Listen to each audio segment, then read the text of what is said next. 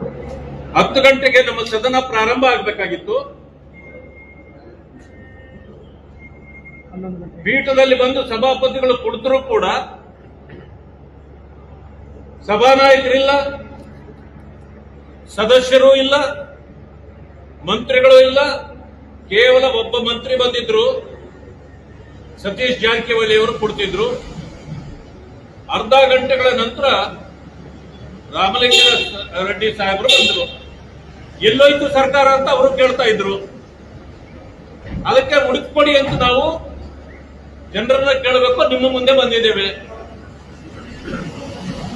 ಉತ್ತರ ಕರ್ನಾಟಕಕ್ಕೆ ಕೊಡ್ತಕ್ಕಂಥ ಗೌರವನ ಇದು ಸರ್ಕಾರ ಕಾಲಹರಣ ಮಾಡಲಿಕ್ಕೆ ನಾವು ಮೊದಲಿಂದ ಹೇಳ್ತಿದ್ವಿ.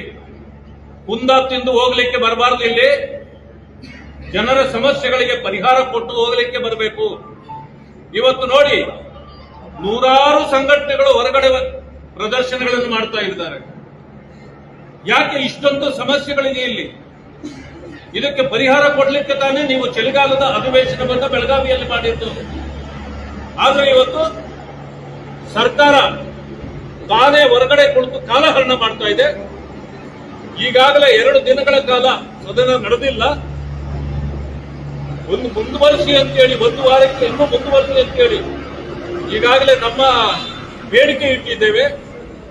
ಅಂತ ಸಂದರ್ಭದಲ್ಲಿ ಇರ್ತಕ್ಕಂಥ ಸಮಯವನ್ನು ಕಾಲಹರಣ ಮಾಡಿ ಈ ಸರ್ಕಾರ ಈ ರಾಜ್ಯದ ಜನರಿಗೆ ದ್ರೋಹ ಬಗೆತಾ ಇದೆ. ವಿಶೇಷವಾಗಿ ಉತ್ತರ ಕರ್ನಾಟಕದ ಜನರಿಗೆ ಅನ್ಯಾಯ ಮತ್ತು ದ್ರೋಹವನ್ನು ಬಗೆದಿದೆ. ಆ ಕಾರಣದಿಂದ ನಾವು ಈ ಸರ್ಕಾರಕ್ಕೆ ಧಿಕ್ಕಾರವನ್ನ ಹೇಳಿ ಈಗಾಗಲೇ ಸಭಾಪತಿಯವರು ಮುಂದೂಡಿ ಸದನವನ್ನ ಹೋಗಿದ್ದಾರೆ. ಇದಕ್ಕೆ ಕಾರಣ ಈ ಕಾಂಗ್ರೆಸ್ ಸರ್ಕಾರ. ಆದ್ದರಿಂದ ಈಗಲೂ ಕೂಡ ಎಚ್ಚೆತ್ತು ಬಂದಿಲ್ಲ. ಈಗಲೂ ಕೂಡ ನಾವು ಅವರಿಗೆ ಧಿಕ್ಕಾರವನ್ನ ಹಾಕ್ತೇವೆ ಅಂತಕ್ಕಂಥ ಮಾತನ್ನ ತಮಗೆ ಹೇಳಲಿಕ್ಕೆ ಬಯಸ್ತೇನೆ. 10 ಗಂಟೆಗೆ ನಮ್ಮ ಸದನ ಪ್ರಾರಂಭ ಆಗಬೇಕಾಗಿತ್ತು. ಪೀಠದಲ್ಲಿ ಬಂದು ಸಭಾಪತಿಗಳು ಕುಳಿತರೂ ಕೂಡ ಸಭಾನಾಯಕರಿಲ್ಲ, ಸದಸ್ಯರು ಇಲ್ಲ, ಮಂತ್ರಿಗಳು ಇಲ್ಲ. ಕೇವಲ ಒಬ್ಬ ಮಂತ್ರಿ ಬಂದಿದ್ರು, ಸತೀಶ್ ಜಾರಕಿಹೊಳಿ ಅವರು ಕೊಡ್ತಿದ್ರು. ಅರ್ಧ ಗಂಟೆಗಳ ನಂತರ ರಾಮಲಿಂಗಾರೆಡ್ಡಿ ಸಾಹೇಬರು ಬಂದರು.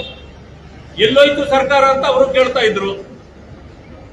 ಅದಕ್ಕೆ ಹುಡುಕ್ಕೊಡಿ ಅಂತ ನಾವು ಜನರನ್ನ ಕೇಳಬೇಕು, ನಿಮ್ಮ ಮುಂದೆ ಬಂದಿದ್ದೇವೆ. ಉತ್ತರ ಕರ್ನಾಟಕಕ್ಕೆ ಕೊಡ್ತಕ್ಕಂಥ ಗೌರವನ ಇದು ಸರ್ಕಾರ ಕಾಲಹರಣ ಮಾಡಲಿಕ್ಕೆ ನಾವು ಮೊದಲಿಂದ ಹೇಳ್ತಿದ್ವಿ. ಕುಂದ ತಿಂದು ಹೋಗ್ಲಿಕ್ಕೆ ಬರಬಾರದು, ಇಲ್ಲಿ ಜನರ ಸಮಸ್ಯೆಗಳಿಗೆ ಪರಿಹಾರ ಕೊಟ್ಟು ಹೋಗ್ಲಿಕ್ಕೆ ಬರಬೇಕು.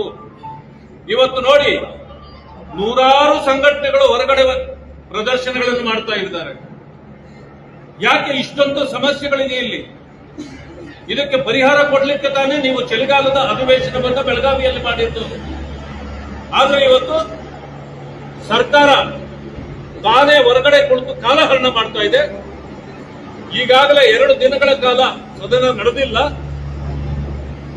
ಒಂದು ಮುಂದುವರಿಸಿ ಅಂತೇಳಿ, 1 ವಾರಕ್ಕೆ ಇನ್ನೂ ಮುಂದುವರಿಸಿ ಅಂತೇಳಿ ಈಗಾಗಲೇ ನಮ್ಮ ಬೇಡಿಕೆ ಇಟ್ಟಿದ್ದೇವೆ. ಅಂತ ಸಂದರ್ಭದಲ್ಲಿ ಇರ್ತಕ್ಕಂಥ ಸಮಯವನ್ನು ಕಾಲಹರಣ ಮಾಡಿ ಈ ಸರ್ಕಾರ ಈ ರಾಜ್ಯದ ಜನರಿಗೆ ದ್ರೋಹ ಬಗೆತಾ ಇದೆ. ವಿಶೇಷವಾಗಿ ಉತ್ತರ ಕರ್ನಾಟಕದ ಜನರಿಗೆ ಅನ್ಯಾಯ ಮತ್ತು ದ್ರೋಹವನ್ನು ಬಗೆದಿದೆ. ಆ ಕಾರಣದಿಂದ ನಾವು ಈ ಸರ್ಕಾರಕ್ಕೆ ಧಿಕ್ಕಾರವನ್ನ ಹೇಳಿ ಈಗಾಗಲೇ ಸಭಾಪತಿಯವರು ಮುಂದೂಡಿ ಸದನವನ್ನ ಹೋಗಿದ್ದಾರೆ. ಇದಕ್ಕೆ ಕಾರಣ ಈ ಕಾಂಗ್ರೆಸ್ ಸರ್ಕಾರ. ಆದ್ದರಿಂದ ಈಗಲೂ ಕೂಡ ಎಚ್ಚೆತ್ತು ಬಂದಿಲ್ಲ.